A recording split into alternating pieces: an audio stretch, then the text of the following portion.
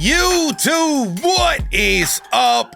Y'all already know who it is, man. It's DTV, and I'm back with another banger. And today, we got Jefferies taking a muscular dystrophy sufferer to see a prostitute. But before we go any further, I need you to do me a solid. If you could drop a like and a comment on this video for the algorithm, I would greatly appreciate it. But y'all ready for this one? Let's run it, baby. Let's get it. Let's go.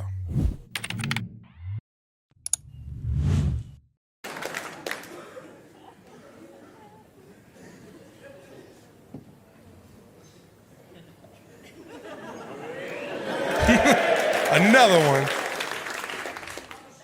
How many more do you reckon there's behind there? Oh, he's drunk. There's a dwarf behind there mixing me a cocktail. Bro, he's drunk. He like slurred his words a bit. Behind there mixing me a How many more do you reckon there's behind there? There's a dwarf behind there mixing me a cocktail.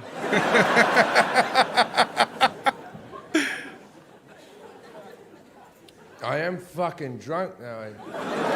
Yeah, you wasted, bro. All right. I'm going to tell you a story. This story is very long. The first 3 minutes of this story are very depressing. Just hitching up my pants. First 3 minutes of this story are very depressing, but there is a moment where this story takes flight. And you have to hang in there with me until this moment and trust me that the story is going to get good. I grew up at number 3 Turramurra Street. At number 5 was my two best childhood friends, Andrew and Daniel Connor. Daniel was born with a disease called muscular dystrophy. If you don't know what muscular dystrophy is, it's a horrible disease that wastes away at your muscles. It's the same as Lou Gehrig's disease or motor neurone disease, except you're born with it. You get diagnosed when you're about 6 years old, when you're not walking right, and they put you on crutches. By the time you're 10, you're in a wheelchair. By the time you're 20, you're in a completely vegetated state. Most people die before their 25th birthday. Oh, wow. Dan's lived to be 33 years old, still alive and kicking. Let me rephrase that. Still alive. Still alive and kicking. He's actually died 7 times in his life and been resuscitated 7. Oh, and I once shit. asked him, I said, Dan, what happens after you die? And he said, nothing. So good luck with your religion and your faith. I'll take an actual statistic. Now, his family had since moved to Melbourne. I had moved to Great Britain. I went to do the Melbourne Comedy Festival. This is about a year ago. I hadn't seen him in all that time. His brother Andrew came to see my show, and then Andrew took me to see Dan. And I went in to see him, and I'd never seen anyone live this long with this disease, and he's laying on a bed. His eyelids are a muscle that he can't keep open anymore, and he's just squinting through these little things. And he has a breathing mask on him to keep his lungs working because the lungs are a muscle that he can't keep pumping. He has a heart monitoring machine in case he flatlines in the middle of the night and someone has to resuscitate him. And as soon as I walked in and saw this guy that I used to run around with as a child, I burst into tears. There's nothing worse you can give anyone in this world than pity, you know? I went in the corridor, I felt like a right prick, and I was fucking wiping my eyes off. And I went back in, and I sat with Dan. His brother Andrew went off to work, and me and Dan chatted for a while. 20 minutes into the conversation, Dan says to me, Jim, I'm 32 years old. I've never been with a woman. Will you take me to a prostitute? And that's where the story picks up, ladies and gentlemen. Because I went, fuck yeah! And he went, but don't tell my brother, he wouldn't understand. I said, that's where you're wrong. I have known your brother my entire life. Trust me, he will understand. And against Dan's will, when Andrew came home from work, I pulled Andrew aside and said, Andrew, look, here's the deal. Dan's asked me to take him to a prostitute. I'm going to do it whether you like it or not, but I think as his brother, you should come along and help out. And Andrew went, we're not doing it. And I went, why? And he went, it'll kill him. And I went,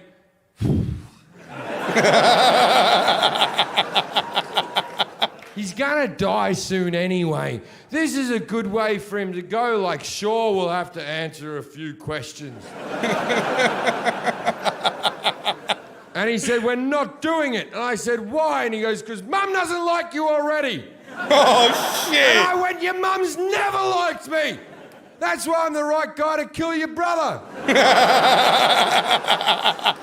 And he said, all right, we'll do it, but he can't have full sex. Full sex will kill him. He can only have a blowjob. And I thought that was fairly reasonable. So we went back in and saw Dan. He was where we left him. And we said, oh, my God. Dan, here's the deal. I know you told me not to tell your brother, but I told your brother. Me and him are both going to take you to the knock shop tomorrow, mate. But you can't have full sex. You can only have a blowjob. And Dan went, I want full sex. And his brother Andrew went, Dan, you're in no position to argue with anyone ever. Then Dan reluctantly agreed. Now, prostitution in Australia is legal. So I spent the rest of the afternoon going through the phone book trying to find a brothel with wheelchair access. Best afternoon ever. Oh, shit. Eventually I found one, the biggest brothel in the Southern Hemisphere, the Daily Planet, or as the Australians call it, 4 Floors of Whores. Damn, what a name. It's a 4 floors of whores. That's fire, no cap. Australians call it 4 Floors of Whores. It's a 24-hour brothel because Australia's a go-ahead country.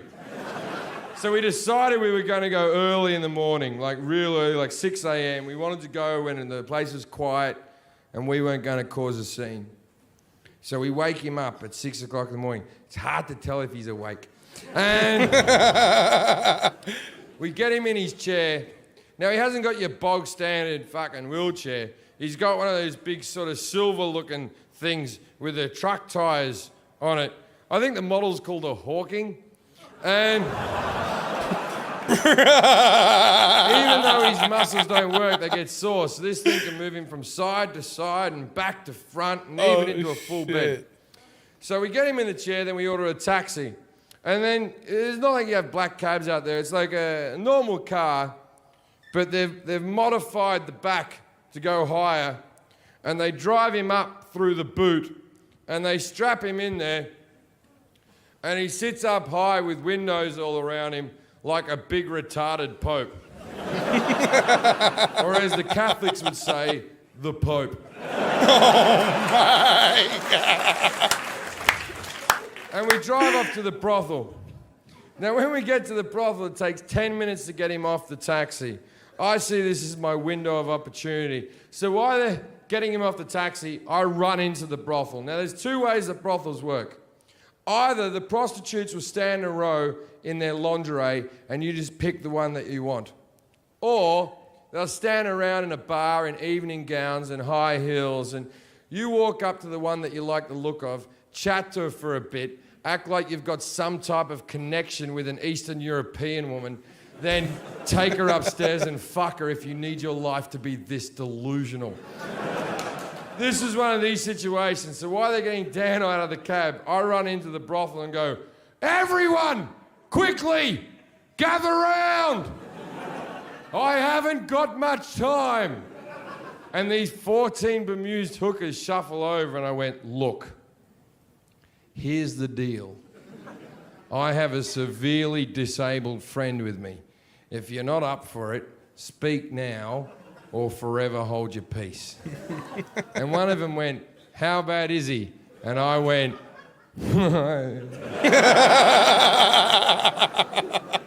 pretty fucking bad. And 10 of them said they wouldn't do it. And I said, well, I respect that. But can you please go and hide? Because I don't want him to be rejected by hookers. Oh, shit. And Yo, these 10 girls... He's sticking ahead, bro. He's sticking ahead. ...be rejected by hookers. And these 10 girls shuffle away in their evening gowns and their high heels with gonorrhea falling out of them. I am now left with 4 girls, the best looking one by a mile stays. Dan wheels in, looking like Jabba the Hutt, breathing like Darth Vader. Oh, no. 2 of the girls run away, and I'm like, are you fucking kidding, you sluts? I just asked you nicely. So we're now left with 2 girls. The best looking one's there, The other one's a fucking troll. Now, out of respect for the ugly one, I go to Dan, I go, Dan, there's only 2 girls working today, mate. Which one do you want? And he said, the one in the green dress.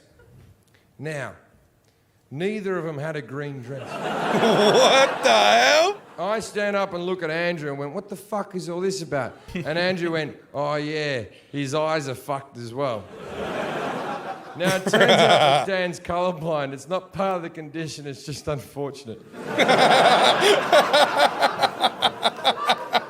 So, I sat with the hooker.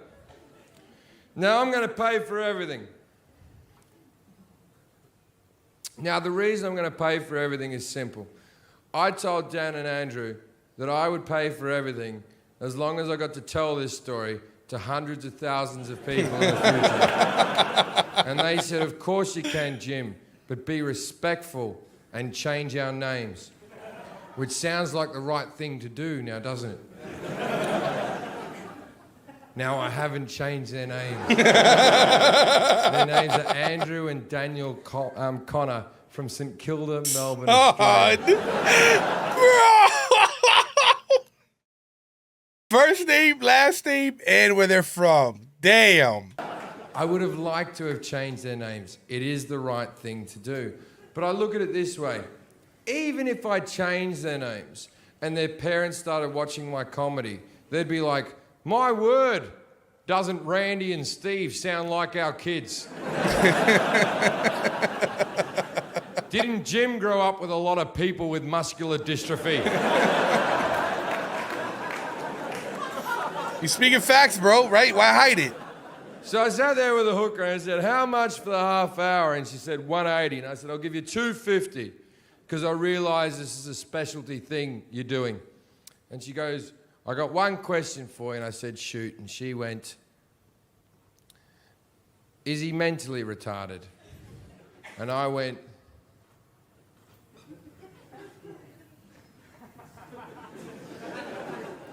oh, yeah. That's what I do. I find mentally retarded people and take them to prostitutes. I'll be masturbating in the corner. He doesn't even know he's here. Oh, and shit. she went, okay then, but if there's 2 of you, we'll go, no, he's not mentally retarded. It's his choice to come here. There's a good chance he'll die. God. And she went, what am I meant to do with him? And I went, I don't know. I've never been a hooker. But I'm thinking, give him a bit of a show, dance around a bit, rub your tits in his face, then suck him off. But don't sit on him or fuck him. It'll kill him. No pressure. No pressure. So we go up to the room, which thank God was on the first floor.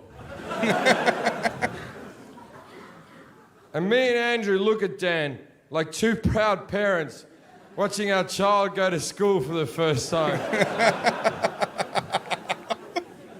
Oh, shit.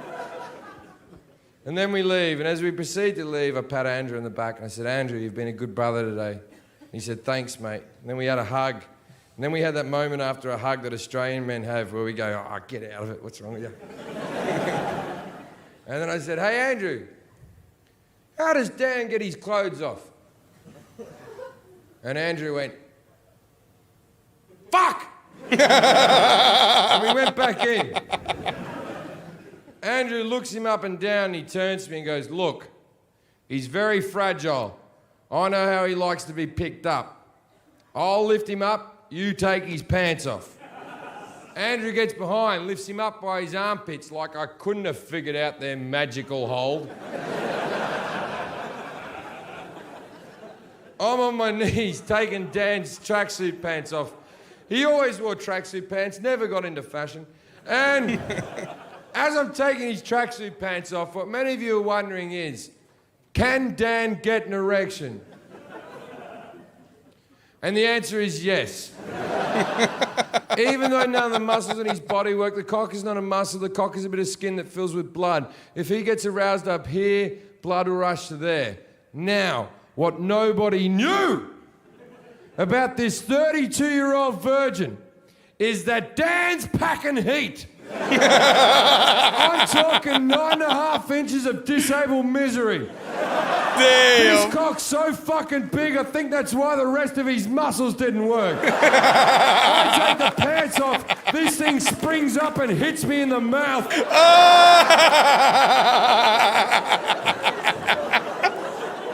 Oh, shit. Then the hooker goes, let's do the light. Let's explain the light. When they legalised prostitution in Australia, they didn't legalise it in all forms. For instance, you cannot get a street-walking hooker, you cannot get a prostitute to your hotel room. You can only go to a brothel in a safe environment where they have security for the girls in case a man shows up being drunk and dickhead or whatever. Okay. And also it's safer for the people who go to brothels because the girls get tested for STDs every month. So arguably, you're better off in Australia fucking a prostitute than picking up a girl in a bar. But I'm not going to have that conversation again. Oh my... You try explaining that to a girlfriend, it's a fucking minefield. But also they make it safer for the girls. If you're a guy who goes to a prostitute, you have to undergo the light. Let's explain the light. It's very simple. Sounds like what it is. You put your cock under a very bright light and they look around the shaft to see if there's anything untoward. Then they get a magnifying glass out, go through your pubes to make sure nothing's running around. It's not a big deal. I've been rejected heaps of times. Now the chair's here, there's a bed here, there's a hot tub there, the light's over there. Now we try to get the chair past the bed and the hot tub, but we can't get it through. So me and Andrew walk over the hooker and we're whispering because we don't want Dan to hear, and we're like, we can't do the light thing. And she goes, if you don't do the light, I'm not doing it. And me and Andrew went, come on. He's a virgin. What's the worst that can happen? And she whispered, actually, I'm more concerned about its cleanliness. And then his brother Andrew said loudly and proudly, I washed it before we came out. Now you may think you're a good brother, good sister, good mother, good daughter, whatever the fuck you think you are in this world. But you're nothing until you've washed your disabled brother's cock to take him to a prostitute. Facts, bro. That is love, Facts. ladies and gentlemen. You gotta... Tangible fucking love. You gotta give him that, you know what I mean? You definitely gotta give him that. So we looked at Dan. Everyone agreed it was time to go. We looked at Dan. And me and Andrew looked at him and went, we're going now, mate. If you've got anything you want to say to us, say it now, because we're going to leave, mate. And this is what Dan did.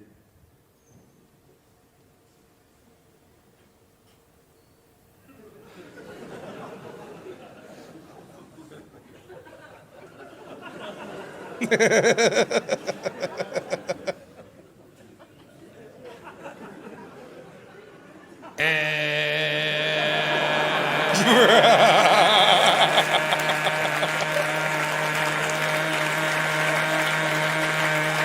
ready, bro. He's ready. Leave! My man is hyped and ready to go. Me and Andrew went back down to the bar and we hanged out with the hookers. There's like 10 of them sort of mulling around. Yeah. We're standing there. We don't know what Dan's up to, but we're standing around the bar with all the hookers.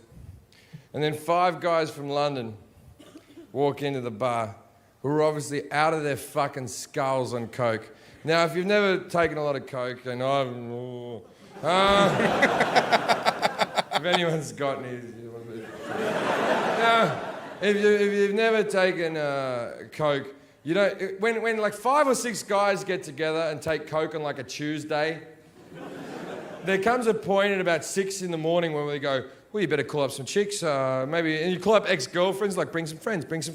And it's like, I don't know what you're expecting. So basically, I think it was a Wednesday we did this, and I think these guys have been on coke all night, and they've obviously gone, oh, okay, let's go down to the brothel. We'll go down to the brothel. It'll be fun. We'll go down to the brothel. And I'm standing at the bar chatting with all the hookers, and these 5 guys from London walk in, and one of them recognises me and goes, Jim fucking Jefferies. Jim fucking Jefferies. I know you, mate. I know you, the comedian, the spaz-approved guy, the comedian. And I went, hey, how you doing, man? He goes, hey, Jim. You want a line of coke? And I went, yes. And I went up to the toilet and did a line of coke. And I come back out, and obviously I've left Andrew alone for too long. And he was sort of panicking all by himself. And I sort of walk in like, what's wrong? And he goes, what if we've done the wrong thing here? What if he's in there dying right now? What if he stopped fucking breathing? Or what the fuck, his heart stopped? What the fuck are we meant to do? I said, not a problem. I'll resuscitate him. And he said, do you know how to do that? I said, no, I don't, but how hard can it be? Push, blow, blow. I haven't embellished that in the slightest. That's the exact thing I said to him. Push, blow, blow. Then the prostitute walks back in the room, who was with Dan. So I'm staying with the 5 coke fiends, 10 prostitutes. She walks in the room. It's like that moment in a movie where the needle on the record just sort of goes, eh, and everything stopped. And she walked in and she said, well, it's over. And me and Andrew in unison went, is he dead? Son, what do you mean it's over? And her exact words were, oh, I didn't check that. So, me, Andrew, the 5 coke fiends, the 10 hookers, we all run to the room. Now he's not dead. His chair's back in the upright position. His cock is still sitting up majestically, covered in jizz and spit. But for a man who an hour ago couldn't lift his eyelids, he was sitting there like this.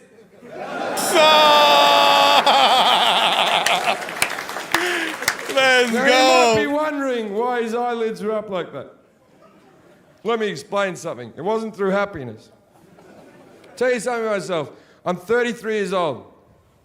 I've been masturbating since I was 10 years old. And in that time, I have not missed a day. Every single day I masturbate. Haven't missed a fucking day.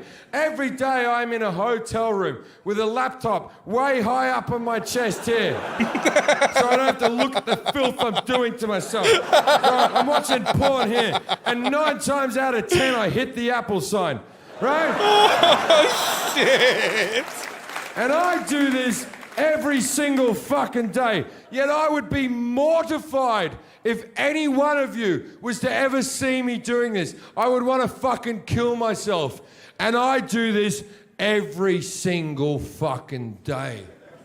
Now imagine if you've never ejaculated through the power of yourself. You've never had another person do it. You're 32 years old, and for the first time you've shot a lot of fucking stale jizz all over the fucking room. And you're sitting there with your cock out, and 15 strangers walks in. And you do not possess the power to put your cock away. Can you see how that might be a bit unhinging? Poor guy, man. So we had to get him dressed quickly. I thought his eyes were wide open because that was like the greatest experience of his life. You know what I mean? Whole time it's like, yo, I need to get the hell out right now. Son, this is a great story. but there's cum everywhere.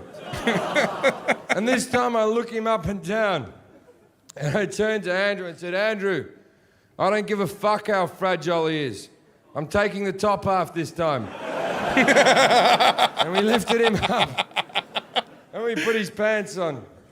And we proceeded to leave the brothel. Now, as we left the brothel, I turned to Dan. I said, Dan, I paid for a story. Please tell me what happened. And he said, well, she danced around a bit, rubbed her tits in my face, and sucked me off. Which is what I asked her to do. It's so nice to be a disabled sex puppeteer. but even nicer than that, I used to have a preconceived notion on what I thought about people such as prostitutes, man, but I was wrong. That woman treated him with dignity and respect and made him feel like a sexual being for the only time in his life. Wow. You can't put a price on that. All right? Well, 180 is the exact figure.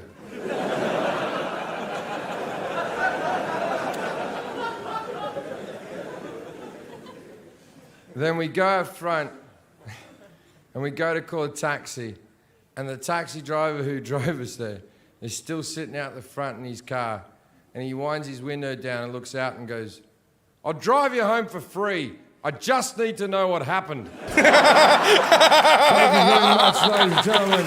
Good night. Yo, Jim Jefferies is the real MVP for doing that for Dan, bro. That was fire. That was fire. Hold on, there's like 30 seconds left.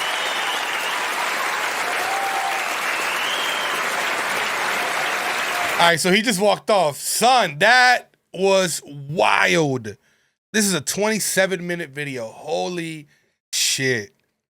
Sound off in the comments below, man. Let me know what is next from Jim Jefferies, and I get to it ASAP. But yo, I'm gonna end this video right here. If you made it to the very end, you're the real MVP, baby. No cap. If you enjoyed this video, y'all know what to do. Make sure to like, comment, share, and subscribe. Thank you for watching, gang. I appreciate y'all. Love y'all. Peace.